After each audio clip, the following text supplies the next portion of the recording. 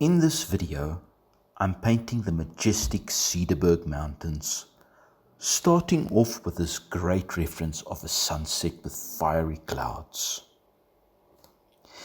It is to create the mood and setting of the landscape, and I'm curious to see how this all is going to pan out.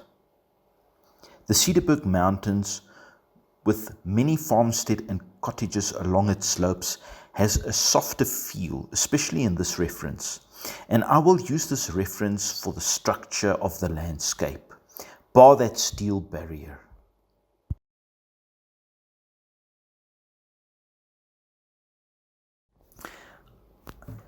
I've been using this range of oil paints by Prime Art Iris lately, and I must say that I've really been enjoying using these paints as their colors are vibrant and they have great buttery consistency.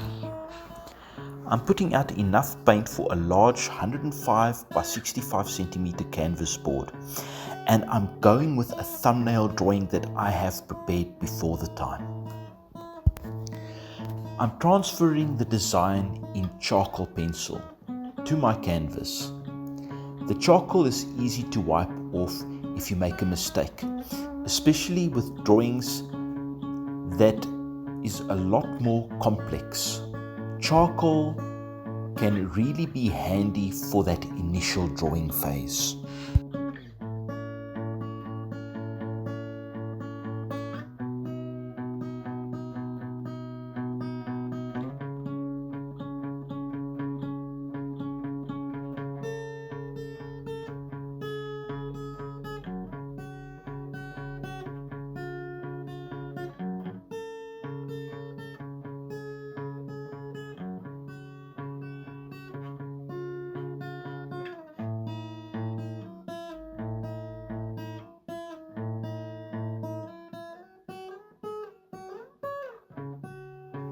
Once I've fixed the charcoal drawing to my canvas, I can start to mix out my color scheme for this artwork, mixing copious amounts of oil paint.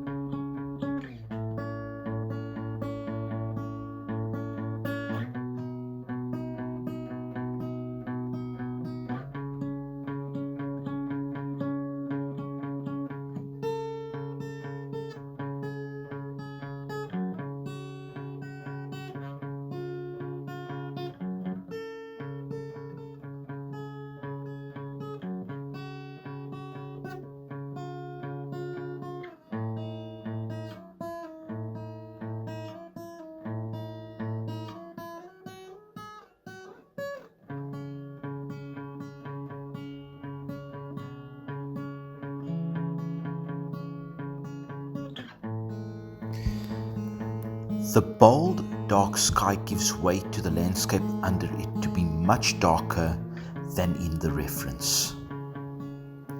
So when it comes down to artistic license, I go with the color scheme of the sky to inform the tonal value of the mountains.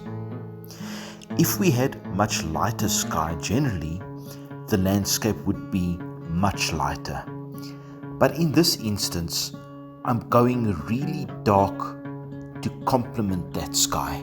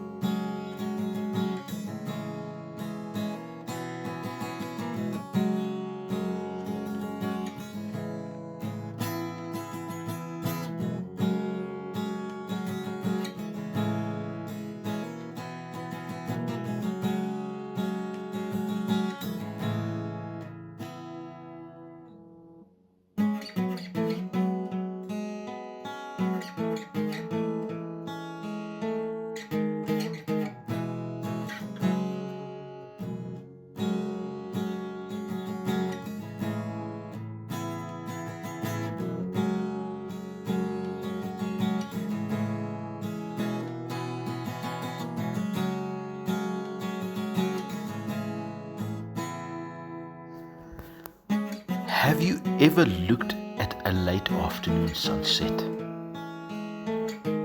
If you ever walked outside when it's dusk and observed that the last light touching the land surface, you can actually see and recognize all the colors around you. However, they appear much darker due to the somber light of dusk. This is where those colors, especially the darker ones, go into the foreground plane. The light colors of the ground mix with the darker sky, and the sharper angle of the setting sun on the horizon allows for things like trees and buildings to be much darker in relation to the rest of the landscape. I took out that steel barrier and decided to bring a characteristic sand road to help the eye to witness the scene, inviting you to look across further to the left, where that meandering river reflects the last light of the day. Further, I'm breaking with those greens by introducing the red of the country road and some dry yellow grass in the foreground that matches up nicely with the vibrant, strong darks in the sky.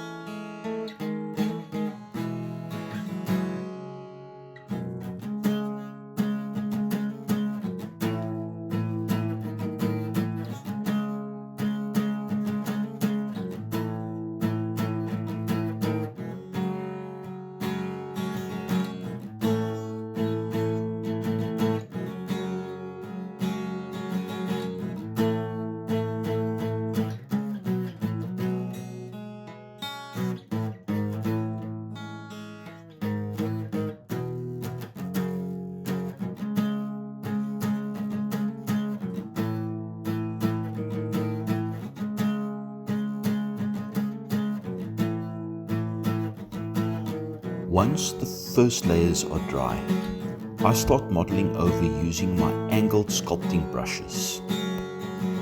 In this layer, I'm plastering the paint on thicker for an indication of form and dimension in the clouds, giving the overall feel of immense depth. Nuanced values are introduced into that brilliant sky. I proceed to handle the mountains with a flat-angled pallet knife, and it really lends itself to a rocky-like texture and navigates the angles I wish to achieve in these mountains.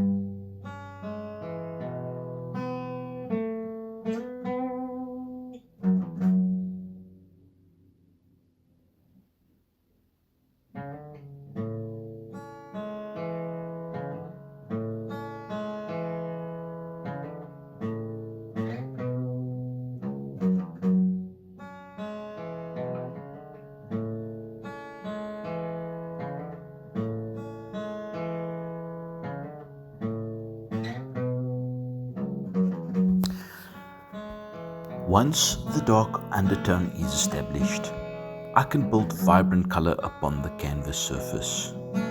Your first layers of paint has to be absorbed by the dry, thirsty canvas, and then we go over with a thicker paint using very little solvent.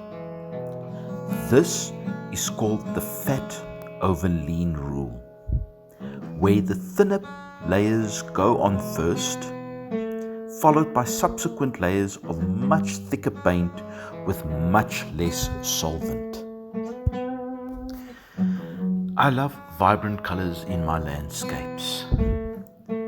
I love to experiment with different color schemes and different types of lighting dynamics in my work.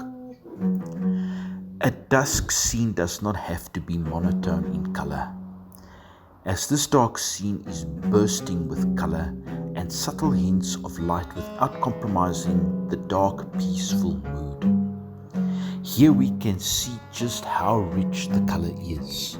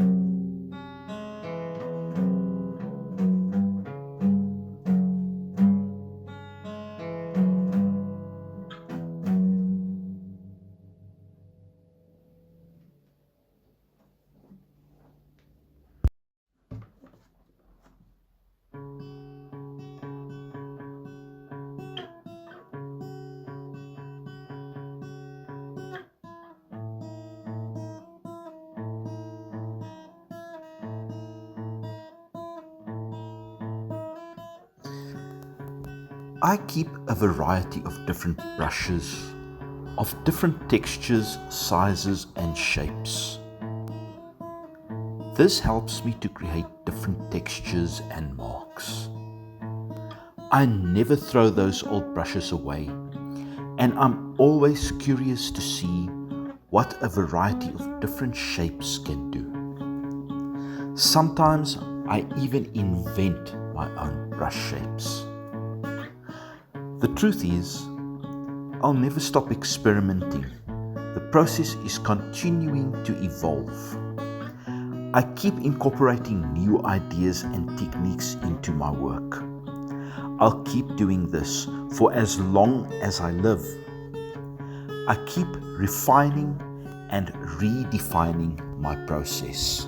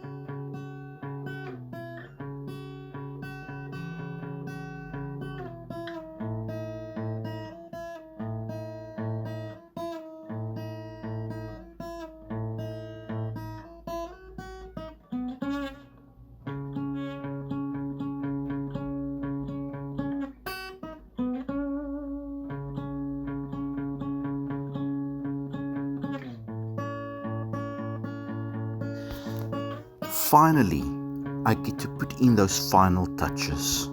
The sporadic white and orange of the wildflowers lends itself to create depth in the picture, and I'm just tweaking up the grass using a fine lettering brush with a touch of raw sienna mixed with white. Overall, I like the spontaneity of this piece of artwork, and I am quite pleased with how it turned out. Thank you for watching, and until next time, see you on this channel. Like, subscribe, and kindly leave me a comment.